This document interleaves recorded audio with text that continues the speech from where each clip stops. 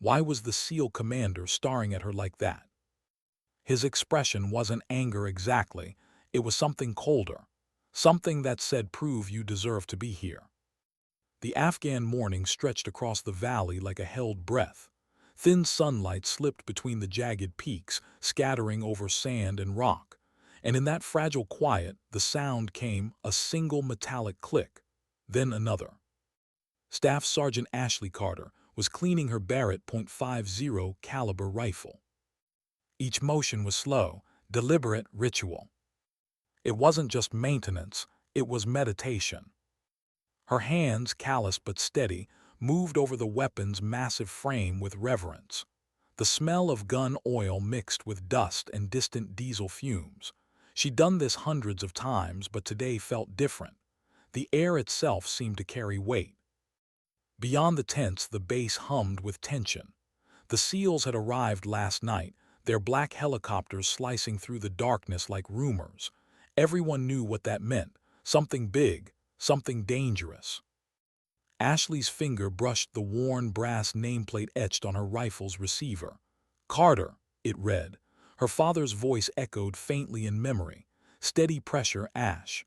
Let the rifle surprise you when it fires." She exhaled slowly. That was when the shadow fell across her workbench. Staff Sergeant Carter. She looked up. The man before her radiated command. Commander Jack Reynolds, leader of the SEAL team, his posture rigid, eyes sharp, jaw locked tight enough to cut stone. "Sir," she said, coming to attention. At ease, his gaze flicked to her rifle. "I've heard you're one of the best long-range shooters in the Army." She hesitated. Compliments like that usually carried a test behind them. "That's what my record says, sir." "Tomorrow's operation," he continued, voice clipped, "will require precision shots at extreme range. Intel says hostages are being held in a mountain compound. No safe approach. We'll need overwatch." "How far, Commander?" He didn't blink. 3,000 meters, maybe more. Ashley's pulse quickened, though her expression stayed calm. 3,000 meters. That wasn't a shot, that was a miracle. She swallowed. "My record's 2,800 meters, but that was in training. Combat conditions are less forgiving." Reynolds' eyes narrowed, searching her for weakness. "This isn't training, Sergeant. Lives depend on you." The words hung there like a verdict. Before she could answer, another voice cut in, older, deeper, steady as iron. "She can make the shot, Commander, if anyone can." Both turned. Colonel Richard Harmon approached, silver hair glinting in the sun. There was a weight to him, the kind of presence earned only through years of war and impossible choices. "Colonel," Reynolds said stiffly, "with all due respect, I requested my own sniper team. I don't know her." "You don't have to," Harmon replied easily. "I do, and I trust her." Reynolds' jaw flexed. "Trust doesn't win battles." "No," Harmon said quietly. "Skill does, and she's got both." Ashley stayed silent. The two men locked eyes, generations of command clashing in that moment. Finally, Reynolds looked away first. "Fine. Mission briefing at 1800, be ready." When he left, Harmon stood beside her in the growing quiet. For a moment, neither spoke. "You okay?" he asked finally. Ashley nodded. "He's not wrong to doubt me, sir. That distance is beyond reason." Harmon smiled faintly. "Yeah, that's what they said to me once too." She looked at him. "Desert Storm," he said, eyes drifting toward the horizon.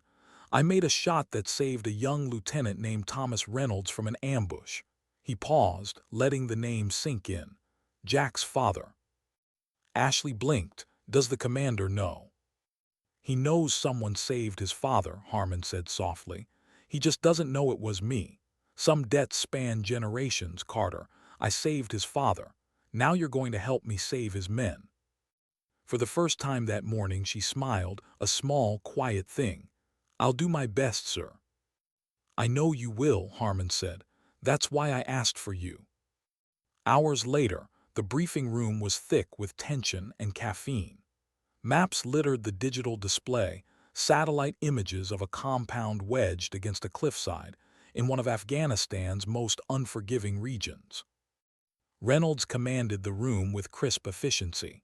12 hostages confirmed, including 3 Americans, well-armed splinter group, threats to execute if compromised. He traced approach routes on the map, all of them death traps. No cover, open ground for 800 meters, will be exposed before we even breach the perimeter. Ashley studied the terrain, peaks, shadows, wind corridors. To everyone else it looked like a fortress. To her it was geometry, patterns, math. Reynolds' tone hardened. Sergeant Carter will establish overwatch from here. He pointed to a ridgeline that seemed impossibly distant. Eliminate sentries, silence the compound. A murmur rippled through the SEALs. One of them, a burly chief with sun-scarred skin, spoke up. "Sir, that's over 3 clicks. Can anyone even hit that far?" All eyes turned to Ashley. She felt their doubt like heat on her skin. She kept her voice even. 3,247 meters approximately. It's possible, barely. But it'll take adjustments for spin, drift, temperature, and wind variation across the valley. Even the Earth's rotation matters at that distance. Silent, then someone whispered, "She's serious." Reynolds folded his arms. "You're confident, Sergeant." Before she could respond, Harmon stepped forward. "Maybe a demonstration, Commander, proof before promises." Reynolds raised a brow. "You suggesting a competition?" "Your best sniper against mine," Harmon said calmly, "before sunset." A slow, dangerous smile crossed Reynolds' face. "Fine. Chief Daniels will represent the SEALs. Range competition at 1700. Ashley felt her stomach tighten, not with fear but pressure. They weren't just measuring accuracy. They were measuring belief. The makeshift range shimmered under the late sun. Targets stood in the desert heat like ghosts at increasing distances, the farthest barely visible even through magnification. SEALs clustered near Daniels, slapping his shoulder, laughing. Confidence radiated from them like armor. Ashley stood apart, assembling her rifle piece by piece, silent and steady. Harmon joined her, his hands tucked behind his back. "Don't let him rattle you," he said quietly. "Reynolds is haunted by ghosts, 2 men lost because of a missed shot. That's why he doubts." "I understand," Ashley replied, "but I can't afford to carry his ghosts with mine."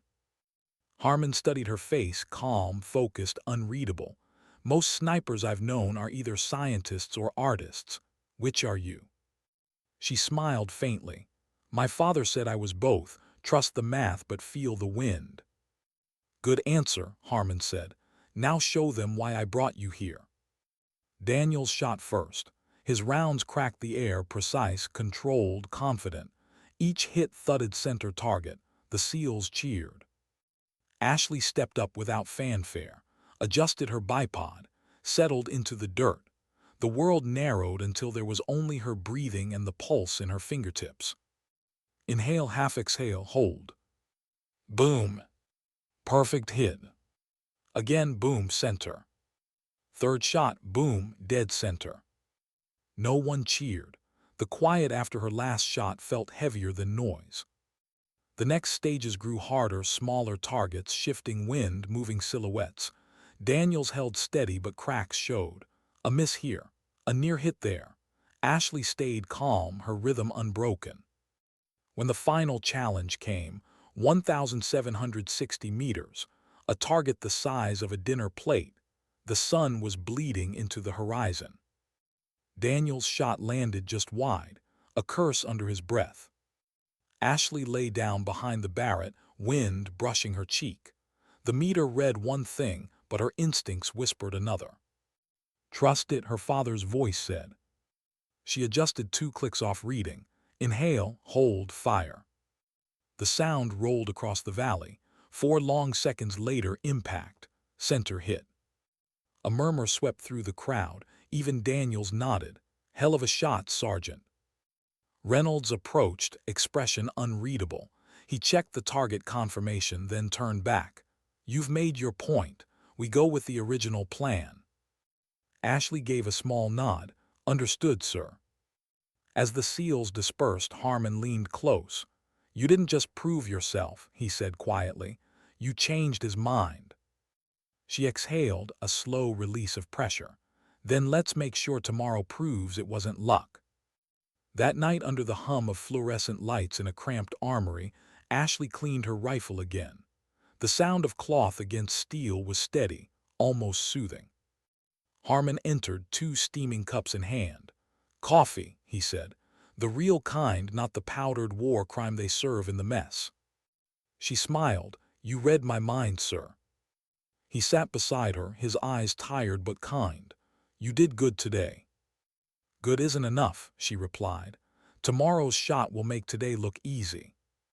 Maybe, Harmon said, but remember this, the rifle doesn't make the shot. You do. They sat in silence for a moment, the desert wind whispering through the cracked door. Then Harmon spoke again, softer. You asked why I recommended you. It wasn't just about skill. It's because you remind me of myself before the noise got too loud, before I learned how heavy success can feel. Ashley studied him, sensing the weariness beneath his calm. You think success is heavy. He nodded slowly. Heavier than failure, failure ends, success follows you. She didn't answer, but her expression said she understood. When Harmon left, she stayed behind, recalculating angles, wind speeds, temperatures, running through every variable, every possible failure. Somewhere past midnight, she stopped, took a single bullet casing from her pocket, the one from the first round she ever fired as a child. The brass was worn smooth by time. She held it tightly, steady pressure, let the rifle surprise you. Outside, the night stretched silent and infinite. Tomorrow, that silence would break. And she had no room for doubt. The world was still dark when Ashley Carter opened her eyes. For a moment she didn't know where she was, only that the air smelled of oil and cold metal. Then the memory returned, the armory, the mission, the impossible range.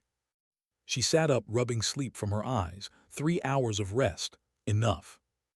She ran her hands over the Barrett's polished steel, checking every screw, every joint, every thread of her weapon. The rifle gleamed under the dim light like something alive. Her father's bullet casing lay beside it, a small, quiet promise. Steady pressure, she whispered. Let it surprise you. Outside, the base was already stirring. Voices murmured in clipped tones. Equipment clattered. Helicopters hummed somewhere in the distance. This was the rhythm before chaos. The silent soldiers lived for, feared, and needed. When she stepped out into the pre-dawn air, she found both Colonel Harmon and Commander Reynolds waiting near the flight line. The first light of morning painted the mountains in bands of copper and blue. Reynolds gave a short nod. Sergeant. Sir. His tone was different this time, still hard but measured. Not contempt, not yet trust, something in between. Harmon glanced at his watch. Birds in 5, ready. Ashley looked toward the horizon. Ready as I'll ever be. No one spoke as they boarded the Black Hawk.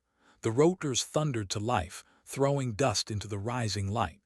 The cabin filled with red glow and nervous silence. Each soldier lost in his own head, rehearsing, remembering, praying. Ashley sat between Harmon and the bulkhead, her rifle case between her knees. She ran mental calculations as the helicopter climbed, wind velocity at altitude, expected temperature shift between ridge and valley, ballistic drop at 3,247 meters. Numbers steadied her more than any prayer. Through the noise, she felt Reynolds' gaze again. Not judgment this time, expectation. Don't fail me. She nodded once, almost imperceptibly, as if to say, I won't. 40 minutes later, the helicopter flared above a narrow plateau carved into the side of a mountain. Below them stretched a world of shadows. A valley split open by dry riverbeds, the compound sitting small and distant at its heart. The Black Hawk hovered just long enough for boots to hit the ground. Then it was gone, swallowed by the sky. The wind up here had a different voice, thin, sharp, cutting through uniform fabric and skin. Reynolds pointed toward the ridge line. Your perch is there. We'll move to position Alpha once you're set. Maintain radio silence unless you have visual. Understood. For the next 2 hours they climbed. Rocks slipped underfoot, each step a deliberate choice. Even with her rifle and gear weighing nearly 80 pounds, Ashley moved with controlled rhythm, the body of a soldier, the mind of a mathematician. When they reached the observation point, dawn had begun to push over the peaks. The valley below glowed gold. From here, the compound looked like a child's toy set. Tiny walls, tiny figures moving in lazy patrols. 3,247, Harmon murmured, reading the rangefinder. Right on the edge of reason. Ashley knelt, unpacking the Barrett. Each component clicked together with the intimacy of ritual. The tripod legs bit into stone. The scope glimmered faintly as she aligned it. Reynolds crouched beside them, scanning the target area through binoculars. 6 on perimeter, 2 on the roof. That one, he pointed, looks like our primary.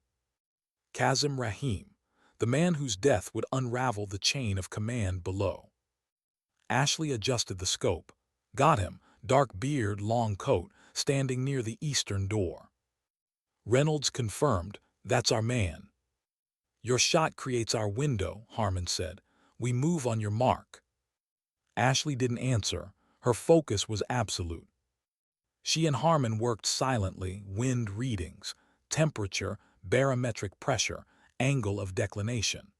The bullet would need to travel over 2 miles, drop nearly 40 stories, and curve through 3 shifting air zones before striking its mark. Crosswind 15 miles per hour, Harmon called softly. Barometric pressure steady. Temperature 48 here, 56 at target. Ashley adjusted dials with the precision of a surgeon.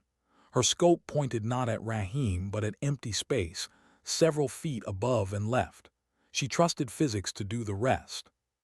Team moving to Alpha, Reynolds whispered in her earpiece. Standing by for your signal. She breathed in through her nose, slow and even. The wind grazed her cheek. Her heart slowed until she could feel each beat. Target acquired, she said. Send it when ready. For 4 seconds the world ceased to exist, just breath, pulse, math, and memory. Then her finger tightened. The Barrett roared. The recoil pushed against her shoulder like a wave, but she didn't flinch. The sound rolled down the mountains, echoing across the valley. 4 seconds, that's how long it took. 4 seconds where nothing could be changed, only waited for. Through her scope she saw Rahim standing still, then he simply dropped. Impact, Harmon whispered. Target down, center hit. Silence followed, then chaos. Figures poured from the compound, shouting, confused, firing wildly into nothing. That's impossible, one SEAL murmured over comms. Nobody makes shots like that. Reynolds didn't respond. His silence said everything. Overwatch, this is Bravo Actual. His voice finally came through, steadier now. Commence Overwatch, we're moving. Ashley's eye never left the scope. Copy Bravo Actual, you're clear to move, I'll cover you. She scanned the compound again. The chaos below gave them cover, confusion, panic, noise. Perfect.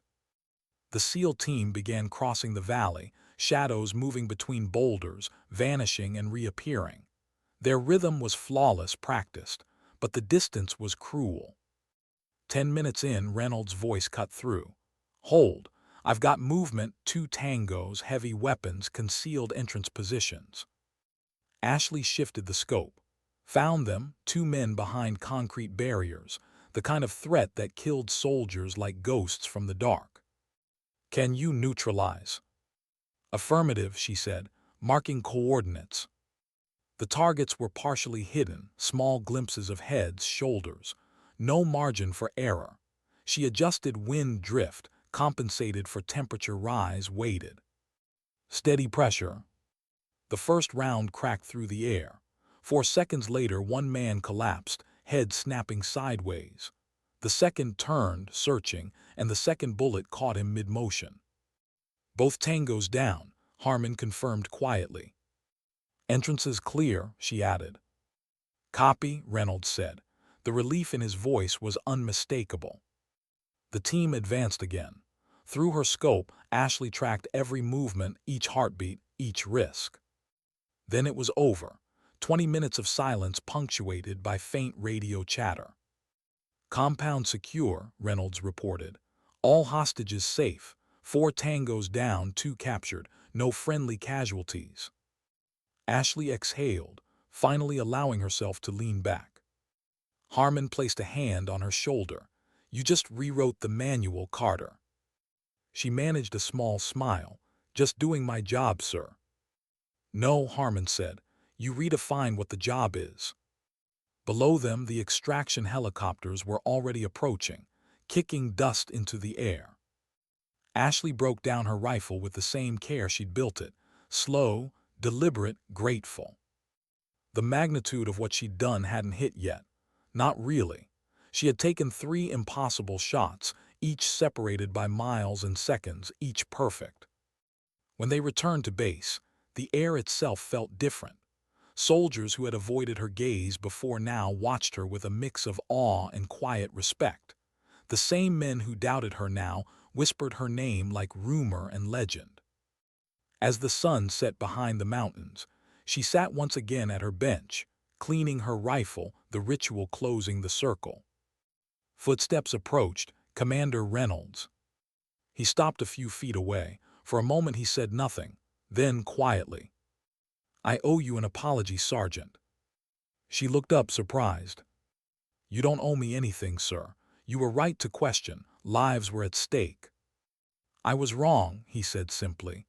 I let ghosts make decisions for me. What you did today, he shook his head, searching for words. It wasn't luck, it wasn't chance, it was art. Ashley smiled faintly. Sometimes the impossible just takes longer to calculate. For the first time, Reynolds smiled back. My father used to say something like that. He extended his hand. Thank you for saving my men. She shook it. Any time, sir. Across the compound, Harmon watched them from a distance, the corners of his mouth lifting slightly. The circle had closed, debts repaid, trust rebuilt. But for Ashley, it didn't feel like an ending. It felt like a beginning. That night, as the desert cooled and stars spilled across the sky, Ashley sat outside her tent, staring at the horizon. The valley below was silent again, no echo of gunfire, no whispers of danger, only wind. Her mind replayed the moment of the shot, over and over, the trigger break, the recoil, the waiting. It wasn't pride she felt, not even relief. It was something quieter. She thought of the hostages, alive because of mathematics and instinct. She thought of Harmon's words, success is heavier than failure. And she understood now what he meant. In war, you don't celebrate survival, you question it. The desert wind carried a whisper through the stillness, brushing her cheek like a ghost of the past. Steady pressure, Ash. Let it surprise you. She looked down at the bullet casing in her hand, the one her father had given her years ago. The metal was warm from her touch. Somewhere beyond the horizon, new orders were already being written. New missions, new variables, new distances. But for this one fleeting night, the girl from Texas allowed herself to breathe. The world had just witnessed the impossible, and she had made it look effortless. How do you return to normal after rewriting what people thought was impossible? Ashley Carter didn't know. The base felt quieter now, though she knew it was. The engine still roared, radios still crackled, boots still marched. But to her, everything seemed muted, as if the world was holding its breath. 3 confirmed kill at 3,247 meters. The longest successful sniper shots in recorded military history. She hadn't meant to break a record, she just meant to bring people home. But records don't care about intentions. And neither does the military. The debriefing room was crowded, too many faces, too many questions. Generals, scientists, weapons specialists, journalists with military clearance. Ashley sat straight back beside Colonel Harmon, her uniform immaculate, her expression unreadable. At the front of the room, a digital display showed numbers, wind patterns, ballistic graphs, all overlaying the word confidential. 3 confirmed eliminations beyond 3,000 meters, said Major General William Blackwood, eyes narrowing as he scanned the report. Sergeant Carter, most experts would tell me that was physically impossible. Yes, sir, Ashley said simply. Blackwood's brow furrowed. Then explain how it was. Ashley hesitated, searching for language that would make sense to men who measured reality in numbers and rank. The conditions were nearly perfect, she began. Minimal wind, stable air temperature, clear visibility. But even then, it shouldn't have been possible. Not by the book. A woman at the far table leaned forward. Catherine Chen, Department of Ballistics, she said briskly. Her tone was curious, not skeptical. Sergeant, according to our models, the probability of a hit at that distance is less than 5% in perfect conditions. Yet you achieved 100% accuracy. How? Ashley glanced at Harmon, who nodded slightly. Permission to speak freely, she asked. Granted, Blackwood said.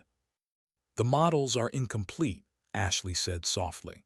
They calculate the math but not the environment. They ignore microclimates, wind tunnels between ridges, the way air density shifts over hot rock versus cold valley. Even the vibrations through the rifle, what we call barrel harmonics, matter at that range. Dr. Chen's eyes brightened. You're saying the existing equations are wrong. I'm saying they're human, Ashley replied. Predictable, but nature is. The room was silent. The general studied her like she was some kind of weapon they hadn't finished building yet. Dr. Chen leaned forward again. Have you developed your own method? Ashley hesitated, then nodded. I've been keeping a journal. Every shot, every condition, every anomaly. Over years, you start to see patterns, things no textbook mentions. I built my own correction tables. Dr. Chen exhaled softly. You developed an independent predictive model. Not formally, Ashley corrected. It's intuition guided by data. I don't always know why it works. I just know when it will. Harmon smiled faintly beside her. That's the art I told you about, General. General Blackwood turned toward him. Your assessment, Colonel. She's not just a sniper, Harmon said. She's a bridge between physics and instinct. What we saw in that valley wasn't just marksmanship. It was evolution. Blackwood tapped a finger against the table. Evolution, I like that word. He looked back to Ashley. Sergeant, what you accomplish changes things. I'm authorizing a new development program, extreme range precision shooting. You and Colonel Harmon will lead it. Ashley blinked. Sir, with respect, I'm not a... You are now, Blackwood interrupted. You'll formalize your methods, train others, develop doctrine. If we can teach what you've done, we change the battlefield. Dr. Chen smiled slightly. I'd like to assist, she said. The math behind this could reshape modern ballistics. Harmon's grin deepened. Looks like you're building a team, Sergeant. Ashley nodded slowly, the weight of it sinking in. Then we'd better make it worth the record. That night she sat alone in her quarters, staring at the brass casing on her desk, her father's old bullet. A relic from a world where long shots were measured in yards, not miles. She turned it over in her palm, feeling the faint grooves in the metal.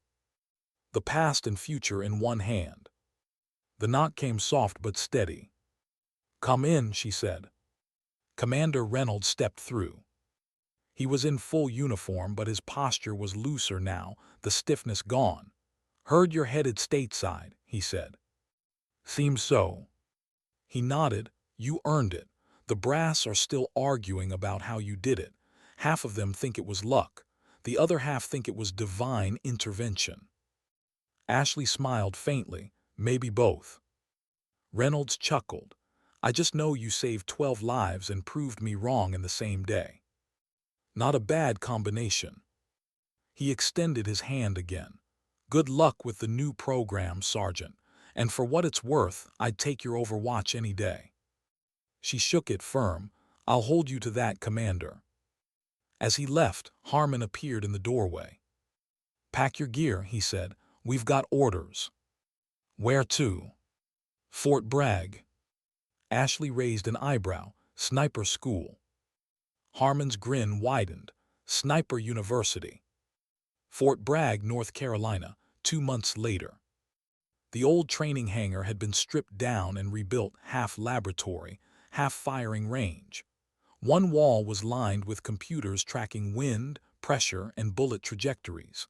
The other was filled with rifle racks, tripods, and weather stations. Ashley stood in the middle of it, trying to take it all in. Dr. Chen stood beside her, tablet in hand, hair tied back in a tight knot. We're collecting data from every environmental sensor, she explained. Temperature layers, humidity gradients, barometric shifts. Once we combine it with your field data, we can build a full dynamic model. You really think you can turn instinct into numbers? Ashley asked. Chen smiled. I can try. Harmon joined them, holding a coffee mug that said old soldiers never die, they just complain louder. This place looks like NASA married a rifle range, he said. That's the idea, Chen replied. Harmon looked at Ashley. You realize what you've started. She met his gaze. Not yet, but I know it's bigger than me. The first group of test shooters arrived a month later, elite snipers from every branch. Hardened men and women who had spent years perfecting their craft. They were skeptical. Master Sergeant Frank Peterson of the Marine Corps spoke first, his tone blunt but not hostile. Ma'am, with all due respect, beyond 2,000 meters the math stops working. You can't cheat physics. Ashley smiled slightly. I don't intend to cheat it. I intend to understand it better. He frowned. You think we've been doing it wrong all these years? No, she said softly. I think we've been doing it the only way we knew how. That answer seemed to disarm him, just a little. The following days were filled with instruction, testing, failure, and frustration. The snipers learned to track subtle patterns, the way heat shimmered differently over sand versus rock, how the wind shifted 30 seconds before it reached their position. Feel the terrain, Ashley told them. The wind doesn't just blow, it moves. Learn its rhythm. At first they missed more than they hit. Murmurs of doubt spread quietly, but Ashley stayed calm, patient, guiding without judgment. One day, during a particularly harsh session, Peterson approached her, frustration breaking through his calm. I can't make it work, he said. 12 years of experience and I'm still missing. What am I not seeing? Ashley wiped the dust from her hands. You're seeing too little, she said. You're looking at the target. Stop. Look at everything between you and it. He frowned. You mean the air? The world, she corrected. The world between you and it. The next day, Peterson hit 3 consecutive targets at 2,800 meters. When he turned, Ashley was already watching. You stopped fighting the wind, she said. You started listening. He nodded slowly. You were right. It's not about conquering the environment. It's about joining it. She smiled. Exactly. Weeks passed. Each shooter began to improve slowly, steadily. 2,500, 2,800, 3,000. What had been myth was becoming method. Dr. Chen worked late into the nights, crunching numbers, refining algorithms. Ashley stayed beside her, matching data with instinct. Together, they created something new, a fusion of science and human intuition. One evening, after the last shooter left the range, Chen turned to Ashley. You realize what this is, don't you? What? A new field of physics, Chen said. Applied environmental ballistics. You've turned feeling into a measurable variable. Ashley smiled faintly. Just don't call it that on a training poster. Harmon, who'd been listening from the doorway, chuckled. She's right, Doctor. Let's keep the poetry out of the math. But behind his humor was pride, deep, paternal pride. He'd trained hundreds of shooters, but never one who'd changed the rule book. The program's first graduation came 2 months later. The air buzzed with quiet triumph. General Blackwood addressed the assembled snipers. "What you've done here will save lives," he said. "You've expanded the edge of what's possible and what we believe about human precision." He turned toward Ashley. "Sergeant Carter, your program is now a permanent part of Special Operations Command. Effective immediately, you are promoted to warrant officer. Congratulations." Applause followed. The reserved kind soldiers give one of their own. Ashley stepped forward, accepting the insignia with a nod. "Thank you, sir. But this isn't just mine. It belongs to everyone who believed the impossible could be measured." Later that evening, as the others celebrated, Harmon approached her quietly. "You've done it," he said. She shook her head. "No, sir, we've just started." He smiled. "That's the right answer." That night, when the lights dimmed and the base fell silent, Ashley sat alone on the firing range. The moonlight touched the sand, silver and still. She set her rifle down and looked through the scope at the distant targets, faint white dots lost in darkness. From here, they looked impossibly far, but so had everything else in her life once. Her voice was barely a whisper. Sometimes the edge of possible isn't where it ends, it's where it begins. She closed her eyes, feeling the wind slide past her face, familiar, patient, alive. And somewhere inside that silence, she heard her father's voice again. "Steady pressure, Ash. Let it surprise you." End of part 3. Would you like me to continue with part 4, where the story escalates with the Syrian chemical weapons crisis, the experimental rifle, and the countdown to the 4000 impossible shot? You said 4. ChatGPT said. Why would the world suddenly decide her next shot mattered more than her life? The summons came like thunder after a clear sky, sudden, absolute, impossible to ignore. A secure message at 300, terse and bright on the tablet beside her cot. Developing situation. Syria. Chemical agents.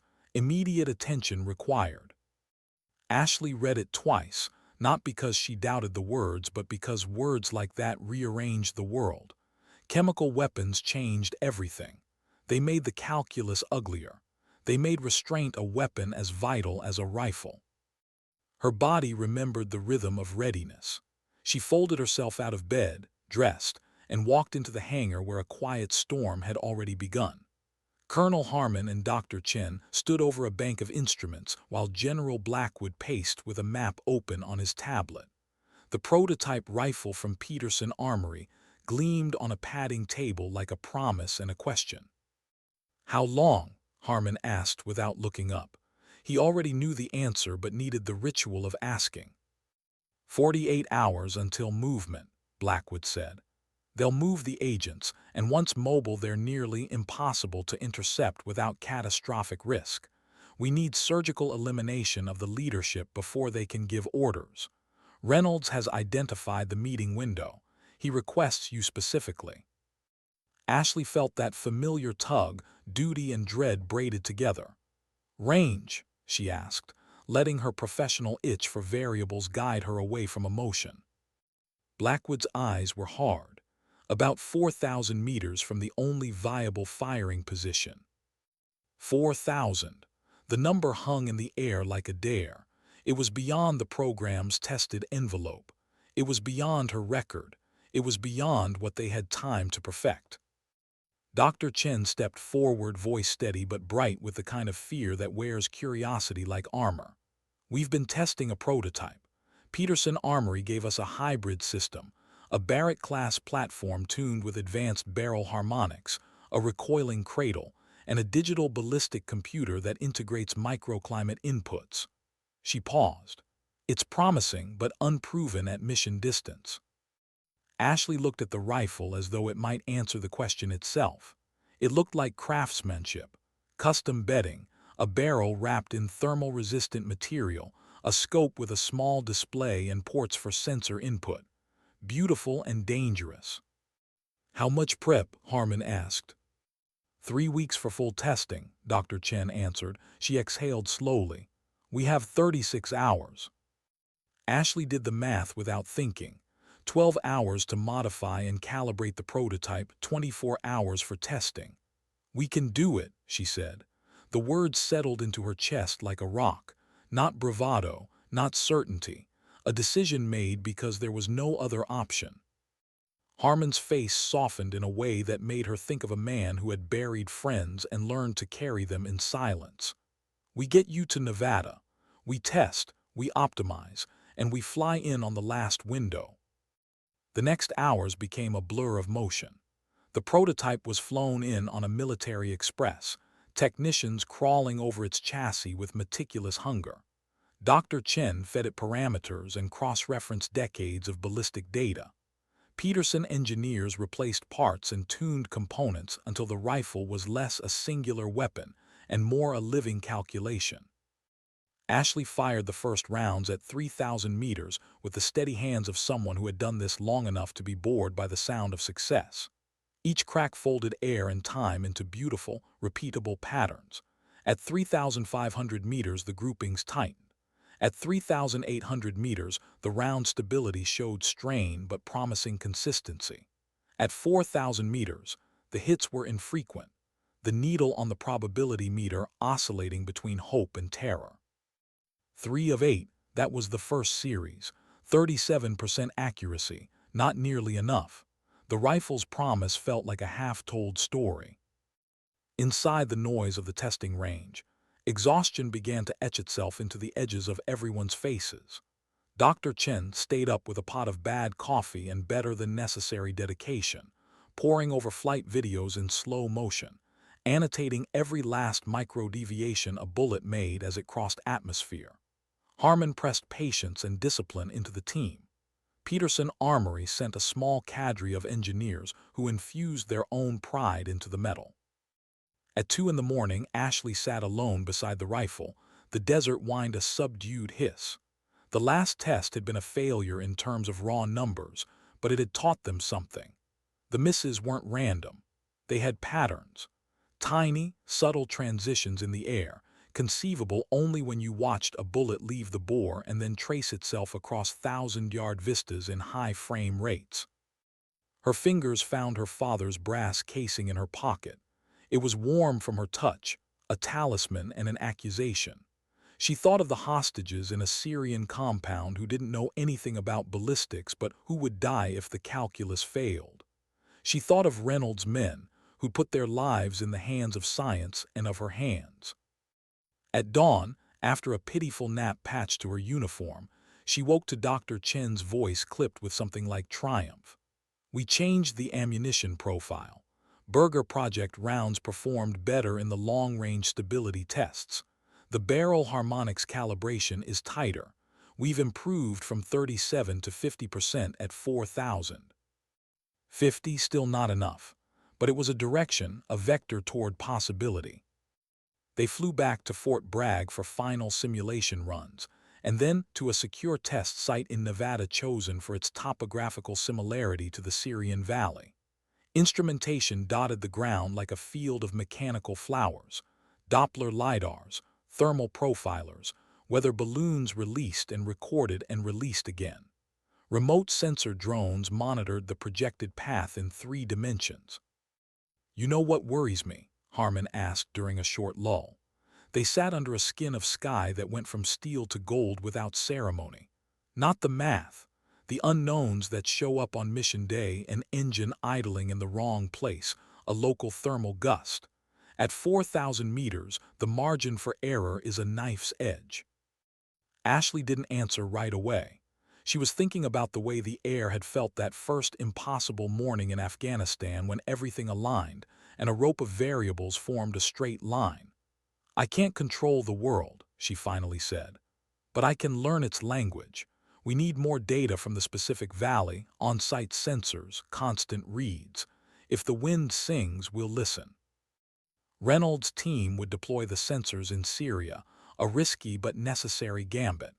They would insert remote weather stations, micro-drones, an array of LiDAR beacons. The instruments would listen. They would give the rifle data that no model could conjure from base maps. Night bled into the next day. Their testing grew surgical. Ashley studied each shot sequence in painful replay, noting minute vertical shifts correlated to temperature inversion at mid-range. Dr. Chen adjusted the ballistic solver to incorporate terrain-driven microclimate layers. The Peterson engineers reworked the muzzle system to reduce harmonic imprint. The Berger project optimized powder charges at the edge of stability. Each change nudged the probability upward in small increments, 60%, then 70%, then one session when 3 of 4 hits found the target at a distance that made reality feel slippery. Those small increments tasted like victory and guilt at once.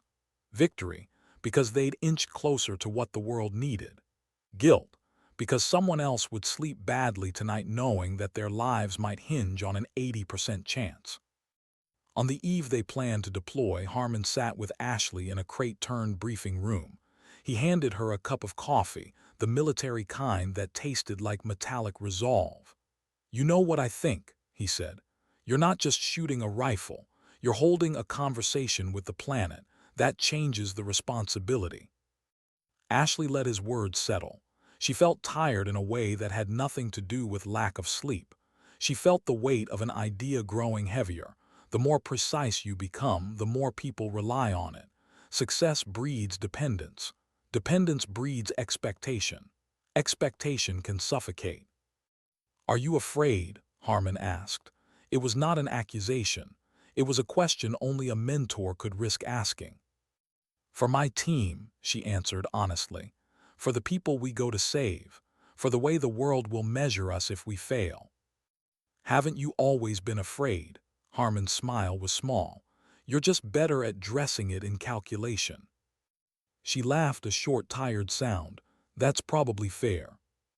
Then the calls came in, Reynolds confirming sensor deployment, Blackwood tightening rules of engagement, the Peterson engineers finalizing shims. The mission would go forward at first light. They flew in under a sky that looked like pressed steel, the countryside below a patchwork of human geometry and weather systems. As the insertion point drew near, Ashley felt the familiar odd clarity that pain and fatigue sometimes gifted her. Everything became simple. Variables, tick marks on a graph, rhythms. The world was reductive and honest. They reached the ridge in darkness, a narrow ledge of stone that smelled of sun and cold. The observation post set up with ghost-fast movements. Sensors breathed into life and began to hum with data. The valley below was a breath held in the throat of the night. The compound, tucked under a lip of rock, was mostly dark, though in moments, small pools of light bled through shuttered windows. Reynolds' voice came soft in the earpiece. "Primary meets at 800. Movement expected." Ashley checked the ballistic solution again. Her hands were steady, her mind clean. The rifle felt less like metal and more like an instrument tuned to the music she'd learned over the past months. The scope displayed data streams from 3 separate LiDAR beacons, a thermal gradient overlay, and wind vectors from drones patrolling the predicted flight path. The numbers were beautiful and dangerous. She took slow breaths, aligning not just the crosshairs but the hum of the valley with her own cadence. At 7:55, Harmon's voice whispered, "They're in. You have the green." For 5 4/10 seconds the world suspended itself, measured in a breath, a calculation, and a hope. Then the rifle spoke, a single comet of sound. The bullet, a small blunt star breathing heat, began its long, small death. Time did its slow thing. The valley listened. The compound erupted in confusion when it happened. Then Harmon spoke, voice low and certain. "Impact, primary down, center mass, secondary tangos responding." Her radio filled with the sprawl of movement on the ground, shouts, the sound of boots, the small ferocity of men suddenly made into prey. Reynolds' team moved with the economy of trained violence. using the chaos the shot produced as their wedge. Within the hour, the chemical stores were secured, the leadership neutralized, and extraction underway. They moved to depart and the world tipped. Vehicles appeared on a ridge below, moving fast, a reaction force summoned with enraged swiftness. The firefight turned urgent. A round found her a sting, a hot bloom under armor. Harmon dragged her, heavy and efficient, toward cover. Pain flared. She counted backwards, a trick she'd learned to steady panic. Inside the turmoil, she felt not fear at first, but a strange, deep clarity. She had done what had to be done. She had rewritten a limit. She had, in some quiet way, changed where others put their trust. And now, blood and sand and the thin, terrible music of war claimed her again. As the helicopter took them away, her world collapsed into the sterile whiteness of a medevac. Machines beeped and the voice of a medic told her they'd done the job. Harmon's face hovered above hers, fierce and tired. "Don't leave me," he said, not really asking. She wanted to tell him about the rifle, about the math and the microclimates, about Dr. Chen's tired smile at dawn. She wanted to laugh that the impossible had an alarm clock and a shipping label, and sometimes needed a coffee refill. Instead, she heard only the soft, steady beeping and the thin, insistent lullaby of machines. She thought of the valley, of the hostages alive now because numbers and courage aligned for one small sequence of seconds. She thought of her father's brass casing warm in some pocket back home, like a small, patient proof that the past helps carry the future. Some things in war change you slowly, like weather carving canyons. Some change you in the instant a bullet finds its mark. Tonight, both currents ran through her. And in the hush between beeps, she decided not bravely, not loudly, that she would keep listening. To the wind, to the rifle, to the small, stubborn language of possibility. When she woke, the world was white. Not bright white, the sterile, humming white of a hospital where the air itself feels disinfected of meaning. The first sound she recognized was the slow, rhythmic pulse of a heart monitor. The second was a voice. "Easy now, you're safe." Ashley Carter opened her eyes. Everything felt far away, as if she'd been left behind somewhere her body hadn't yet caught up to. Colonel Harmon stood beside her bed, uniform pressed, eyes rimmed with fatigue. She tried to speak, but the words came out cracked, small. "Mission." "Successful," he said softly, "all of it. The compounds destroyed, the agents neutralized, hostages safe. You made the shot, you made every shot." She blinked slowly, her ribs burned, casualties. He hesitated. "2 wounded, no fatalities. You took the worst of it." That landed differently. The ache in her chest wasn't just physical. It was memory, the crack of gunfire, the smell of cordite and sand, the way Harmon's voice had sounded far away when he said, "Don't leave me." She looked down at her arm, IV lines, gauze, faint tremors in her hand. "How long?" 3 days, Harmon said. "They flew you straight to Ramstein, then stateside. You're at Walter Reed now." She nodded. The ceiling above her seemed impossibly far. "And the others?" "Back in country," Harmon said. "They're fine. Reynolds sends his regards. He said to tell you." He stopped, smiled faintly. "Actually, he said you probably hate attention, so he'd keep it short. You saved my men again." A weak laugh escaped her throat. "He's learning." The silence that followed wasn't heavy, just full. The kind of silence that sits between two people who have seen too much of each other's truth. "Get some rest," Harmon said finally. "You've done enough for a lifetime." As he turned to leave, Ashley whispered, "That's the problem, sir. I don't know if I have." Recovery was supposed to be simple, but war doesn't leave clean wounds. Weeks blurred into each other, therapy sessions, briefings, visitors who came and left behind polite smiles and awkward gratitude. Reporters wrote about her like she was myth. The woman who redefined distance. The sniper who stopped a war. Angel of 3,247 meters. Each headline felt heavier than the last. The Army awarded her another commendation. Her photograph appeared in press releases she hadn't approved. Her face, always composed, unreadable, became a symbol for things she didn't entirely believe in. In public, she was a miracle of precision. In private, she was a wound learning how to breathe again. She spent nights watching the rain slide down the hospital window, tracing the paths with her eyes like she was still reading wind. Her body healed faster than her mind. The doctors said it was remarkable. She didn't feel remarkable. She felt hollow. The shot at 4,000 meters had rewritten more than a record. It had rewritten her. One afternoon, as she sat in her room surrounded by half-folded paperwork and the low hum of machines, the door opened quietly. Dr. Catherine Chen stepped in, wearing civilian clothes for once, her hair loose around her shoulders. "You look like someone trying to solve a math problem without numbers," she said gently. Ashley gave a tired smile. "You always know how to make flattery sound like diagnosis." Chen set a folder down on the table. "I brought you something."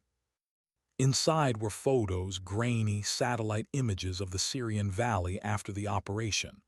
"Before and after," Chen said. "The destruction was minimal. Collateral damage almost non-existent. You didn't just hit your target, you spared everything around it." Ashley studied the images. The compound was gone, erased cleanly, surgically. But she didn't feel triumph. She felt the faint echo of that recoil, the way the rifle had kicked like a heartbeat through her shoulder. Chen saw the look on her face. "You saved hundreds of lives," she said. "I ended some too," Ashley whispered. "That's war." Ashley shook her head. "No, that's arithmetic. War's different." The scientist didn't respond. She simply sat beside her and let the silence fill the room again. After a while, Chen said softly, "They're forming a new division, long-range predictive operations. They want you to lead it." Ashley laughed once, bitterly. "So we can find new ways to kill people from further away." Chen's voice broke slightly. "So we can stop wars before they start, maybe even prevent them."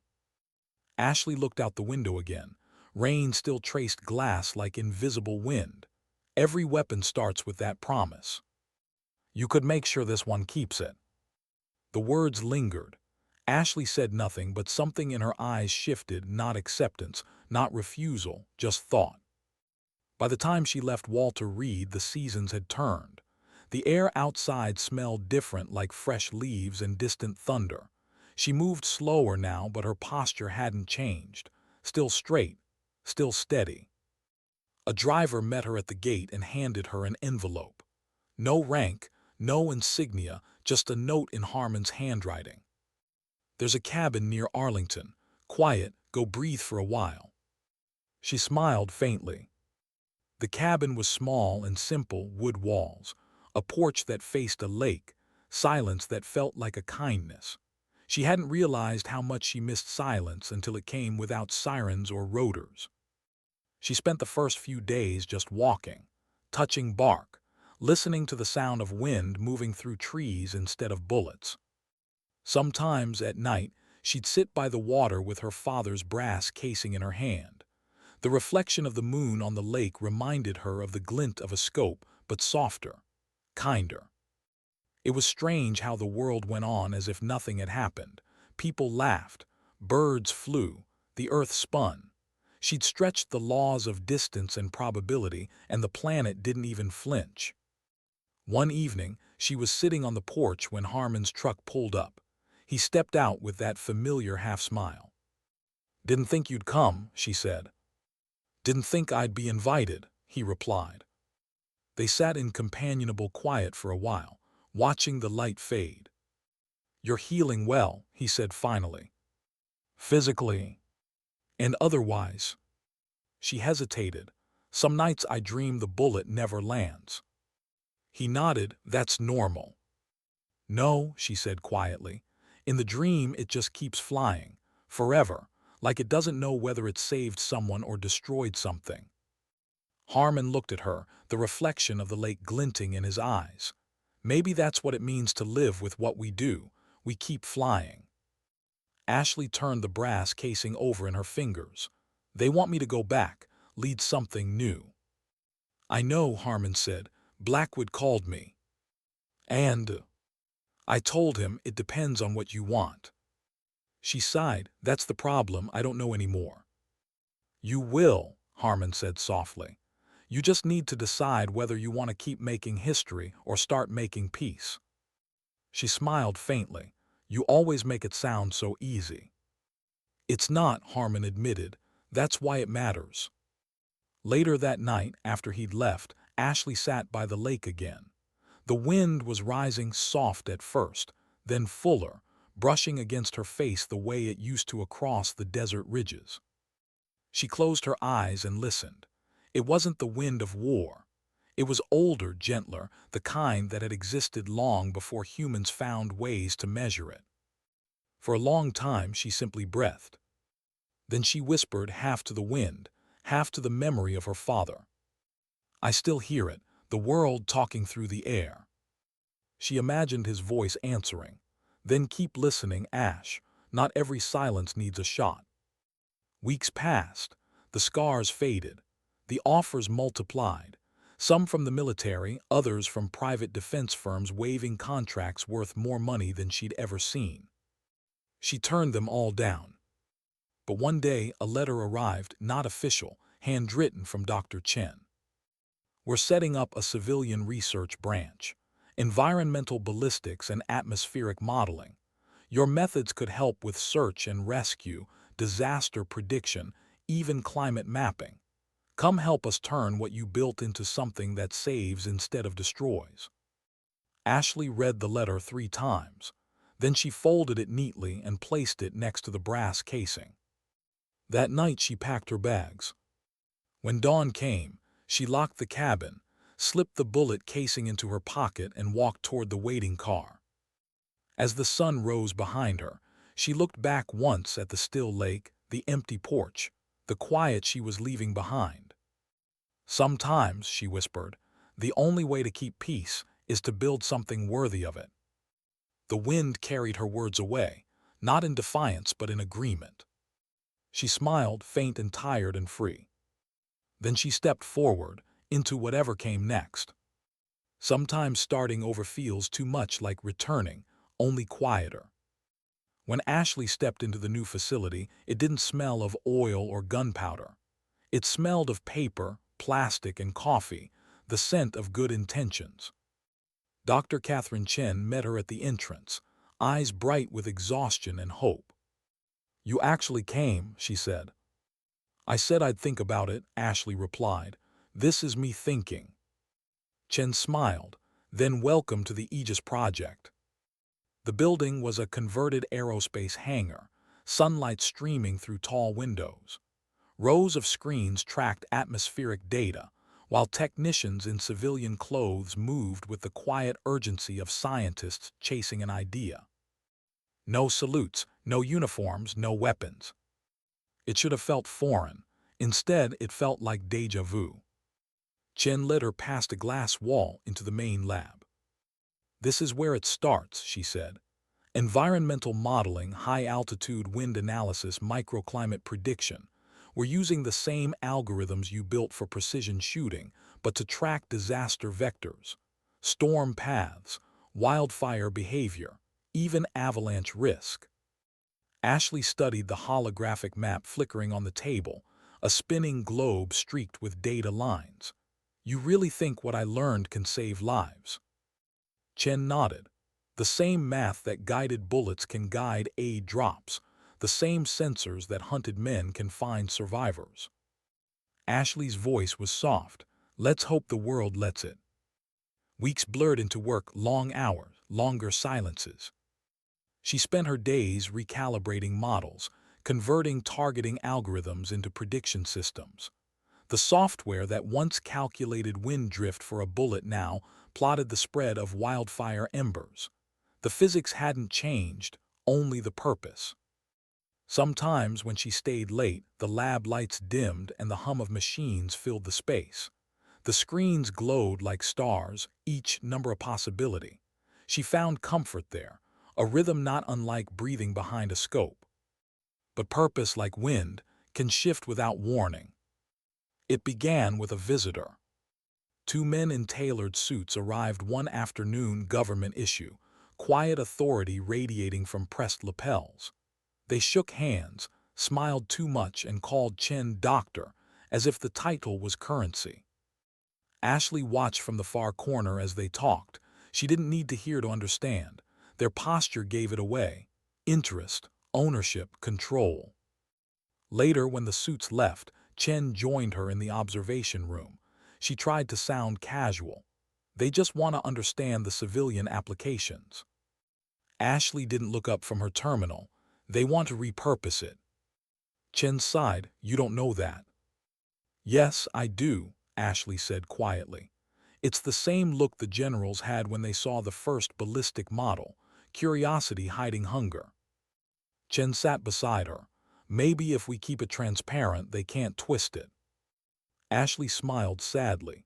You've never seen how fast transparency turns classified. That night she couldn't sleep. The rain against her window reminded her of the storm in Syria, the sound of rotor blades cutting wind. She dreamt of numbers, endless calculations spinning out of control until they became bullets again. When she woke, she found herself sitting at her desk, writing without realizing it. Equations, notes, questions. How do you stop knowledge from being weaponized? How do you protect the math itself? By dawn, she'd filled 3 pages and had no answers. A month later, her fears proved justified. She was working late when she heard raised voices in the hall. Chen burst in, holding a file. Her face was pale. They're integrating the models into satellite systems, she said breathlessly. They're calling it precision atmospheric reconnaissance. They say it's for disaster mapping, but... Ashley finished the thought. It can track snipers. Chen nodded. And ballistic trajectories. They're adapting the code for orbital targeting assistance. They didn't even ask. Ashley felt her chest tighten, not from fear but from betrayal. You gave them access. There are funders, Chen's voice cracked. Without them, the project dies. Better it dies than becomes another weapon. The silence that followed was heavy, the kind that breaks trust quietly. Chen lowered her gaze. I thought if I cooperated, I could control how it's used. Ashley stared at her for a long moment, then said softly, No one controls the wind, doctor. You should have known that. The next weeks were colder. They spoke little, both women orbiting the same guilt from opposite directions. Then came the request, official, direct. The Department of Defense wanted her consultation for strategic environmental integration. They framed it as humanitarian, but Ashley saw the language beneath the language. They were rebuilding the bridge between her name and their wars. She didn't reply. Instead, she drove to the lake house Harmon had found for her months ago. The road wound through forests half-burned from last summer's wildfires, fires she might have predicted had her models existed then. The irony wasn't lost on her. When she arrived, she didn't unpack. She just sat on the porch, rifleless, staring at the still water. The wind moved softly through the trees. It didn't demand anything. It just existed. Harmon found her there 2 days later. You vanished, he said, stepping onto the porch. I needed to remember what silence sounds like. He studied her face, then the crumpled government envelope on the table. They want you back. I know. You going? No. He nodded slowly. You know what that means. I do. They sat for a while, the only sound the creak of the old boards beneath their boots. Finally, Harmon said, You can't control how the world uses what you've built, Ash. None of us can. I can control what I add to it, she replied, and I won't add to this. Harmon looked at her, the woman he'd seen grow from soldier to something larger. So what will you do instead? She smiled faintly. Start over again, smaller this time, simpler. 2 months later, she did. She bought an old observatory outside Denver, one that had been abandoned when funding dried up. She and a handful of volunteers began converting it into a civilian research center for weather mapping and rescue coordination. No contracts, no weapons, no sponsors. They called it Project Compass. Her days were spent training young scientists, teaching them how to read wind, how to see invisible patterns in chaos. She told them that data could save lives, but only if they protected its purpose. Some nights when she looked at the sky through the observatory's cracked dome, she thought of Dr. Chen. They hadn't spoken since the fallout, but Ashley hoped she'd found her own peace. Maybe one day they'd meet again, two women who tried to teach the wind to mean well. One afternoon, a storm rolled in fast over the mountains. Emergency alerts flashed across the network. A lost hiker in the high range, heavy snowfall, zero visibility. Ashley didn't hesitate. She activated the prototype drones, recalibrated the sensors, and ran the predictive algorithm she'd once designed for targeting. The system mapped wind vectors, projected movement patterns, the same physics, reborn for mercy. An hour later, the rescue team found the hiker, hypothermic but alive. When the message came through, Ashley just stared at the words. Subject recovered. Coordinates accurate within 20 meters. She exhaled slowly. The same numbers that once ended lives had saved one. That night she wrote in her journal, maybe redemption isn't a single act. Maybe it's repetition, doing the same thing but differently until it means something else. She closed the book and looked out at the mountains. The storm was gone, but the air still carried its echo, the quiet after survival. The wind brushed her face, familiar, forgiving. And somewhere in that invisible movement, she thought she heard her father's voice again, soft, proud, eternal. Steady pressure, Ash, but now let it heal, not surprise. In the morning, she pinned a small plaque to the observatory wall. It read, "Precision is a responsibility." She didn't sign her name. She didn't need to. Outside, the wind rose again, carrying dust and light in equal measure. She watched it, smiled, and whispered, "Sometimes peace isn't the absence of conflict. It's the choice to aim differently." The mountains had been kind that morning. Sunlight slid through thin clouds, catching on the frost that clung to the observatory dome. Ashley Carter sipped coffee that had long gone cold, watching her team calibrate a drone before a weather mapping run. For once, the hum of engines felt like progress, not preparation for war. Then she saw the black SUV crawl up the gravel road. Her stomach sank before her mind caught up. The vehicle stopped beside the loading bay. Two figures stepped out, one in uniform, one in a suit. Both silhouettes carried that unmistakable stillness of people used to authority. She didn't move at first. She just listened to the wind. When the knock finally came, it was 3 short taps, polite but final. Dr. Catherine Chen stepped inside first. Ashley blinked. "You." "Can I come in?" Chen asked softly. Ashley nodded once. Behind her came the uniformed figure, Commander Jack Reynolds. The sight of him after so long hit like déjà vu. Same sharp posture, same tired eyes. Only the gray in his hair betrayed the years between. He gave a short nod. "Ma'am." "Do ma'am me, Commander," she said quietly. "You brought company, that never means peace." He almost smiled, still direct as ever. Chen set a file on the table. "There's been an incident." Of course there had. There was always an incident. The folder held satellite images, heat signatures, coordinates she recognized instantly. Northern Sudan, border of conflict zones where governments pretended not to look. Chen spoke first.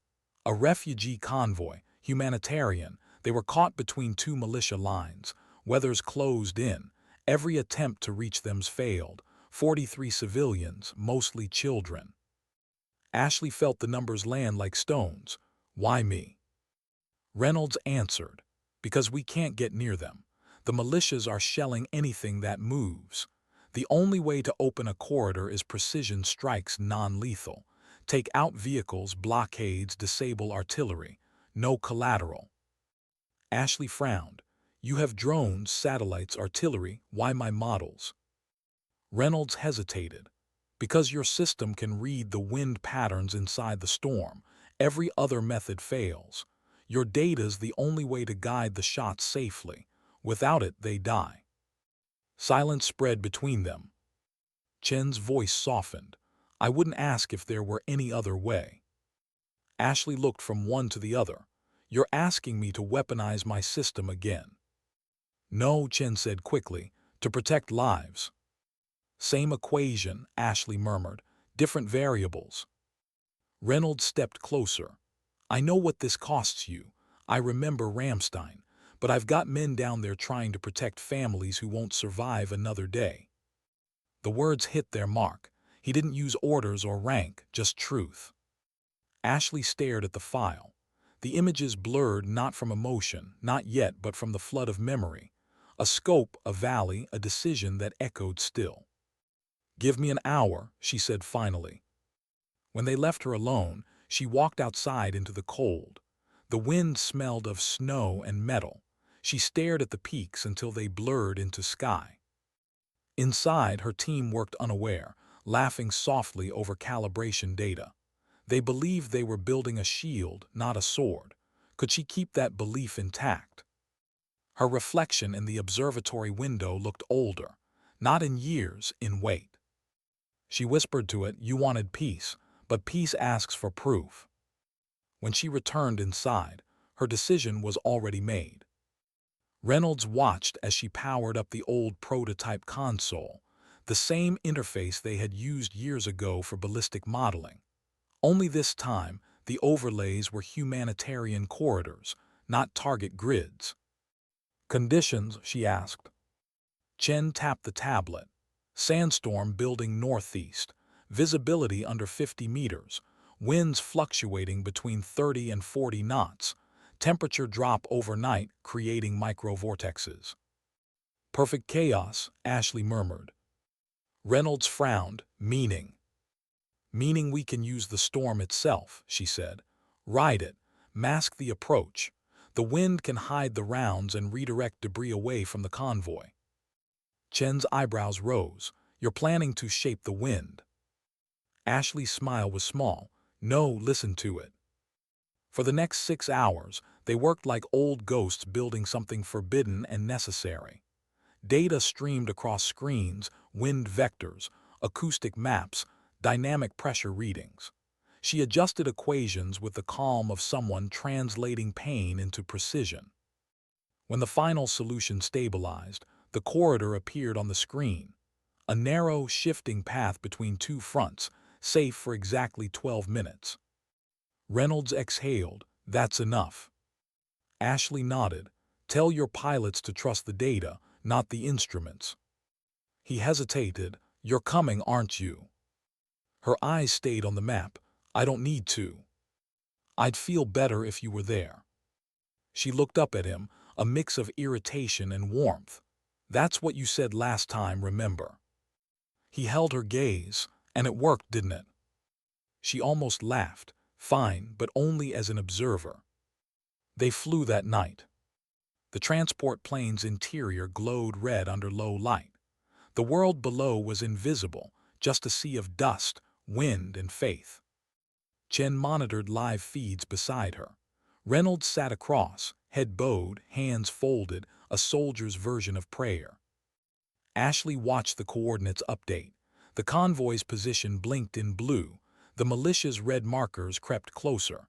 Time was collapsing. At 0342, the pilot's voice came through. Entering storm boundary. Visibility 0, turbulence heavy. The operation hung on data alone now. Reynolds gave the order. Fire control, execute sequence 1. Ashley's algorithm guided the rounds not to kill, but to scatter sand, collapse obstacles, disable engines. The screens flashed green, one after another, as each impact landed exactly where it needed to. The convoy's blue dots began to move slowly, then faster, through the narrow path the storm itself had carved open. Chen whispered, "They're through." Reynolds exhaled hard, shoulders dropping. "No casualties, God." Ashley didn't speak. She just stared at the map, the shifting wind she had turned into a shield. The numbers blurred again, this time from something close to relief. When they landed at dawn, the desert looked washed clean. The storm had passed, leaving silence behind. Reynolds approached her on the tarmac. "You did it again." She shook her head. "We did it, and this time no one had to die." He studied her face. "You know, for someone who hates war, you're disturbingly good at winning them." "That's why I hate it." They both smiled, the kind that belongs to people who have seen the end of things and learned to live anyway. Later, Chen found her alone by the aircraft's ramp, staring at the horizon. "You could have said no," the scientist said quietly. "I tried," Ashley replied, "but the wind had other plans." Chen hesitated. "Will you come back to the project?" Ashley looked at the sunrise, red spilling across the dunes like memory. "Maybe, but not as its architect, as its conscience." Chen smiled sadly. "You always were." That night back at the observatory, Ashley sat at her desk, writing. The journal lay open beside the brass casing, old, worn, constant. Today the wind carried people home instead of bullets. Maybe that's all redemption is, the same equation, rewritten until it saves more than it destroys. She closed the notebook. Outside, the sky was clear. For once, she didn't measure the air or calculate the drift. She just breathed. Days later, a message arrived, short, from Reynolds. "Convoy safe, 43 lives, thank you." She smiled faintly and whispered to the empty room. Sometimes, precision isn't about hitting what you aim at. It's about choosing what's worth aiming for. The wind stirred through the open window, quiet, familiar, forgiving. And somewhere inside that soft, invisible current, her father's voice echoed once more. "Steady pressure, Ash, but this time let the world surprise you." What does a person owe the world once they've already given it everything? That question lived in Ashley's head long after Sudan, long after the storm that saved 43 strangers. It followed her the way wind follows mountains, invisible, patient, impossible to escape. Weeks passed. Project Compass returned to quiet rhythms, drones mapping coastlines, volunteers tracking weather fronts. Yet calm never lasts when the world decides you're useful again. The first article appeared online 2 days after the operation leaked. Ex-Army sniper saves refugees using secret weaponized algorithm. Then another. The woman who turns wind into a weapon of peace. The headlines multiplied, mutated. Cameras began to appear at the observatory gate. Some came seeking a hero. Others came hunting a scandal. Ashley refused interviews. But silence, it turned out, was also an answer, and the louder one.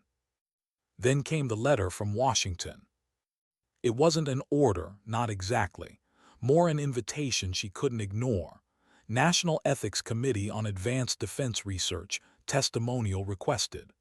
The kind of hearing where truth was currency and conscience the collateral.